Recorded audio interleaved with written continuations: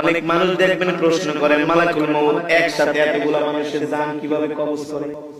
প্রশ্ন করে না?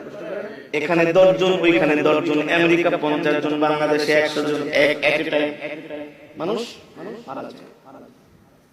এতগুলো মানুষ কিভাবে মালাকুল মউত একা মানুষের জান কবজ করে?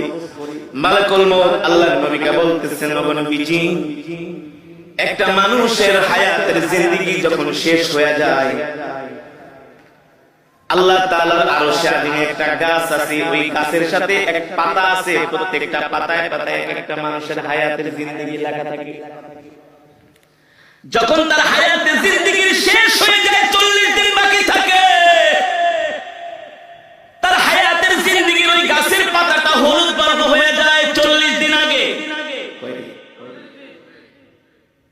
ওই বান্দাকে যে ফেরেশতার মাধ্যমে রিজিক দেওয়া হয়, অনেক মানুষ দেখবেন প্রশ্ন করে, ওই রিজিকওয়ালা ফেরেশতা 40 দিন আগে আয়েশা বইলা যায়, আল্লাহ তোমাকে 40 বছরের 50 বছরের জিন্দেগি দিয়া দুনিয়াতে পাঠাইছে, তোমার জন্য আল্লাহ যতটুকু রিজিক নির্ধারণ করছে, তোমার রিজিক খাওয়া শেষ কিভাবে? আর মাত্র 40 দিনের রিজিক বাকি, মানুষের জান কবজ করে।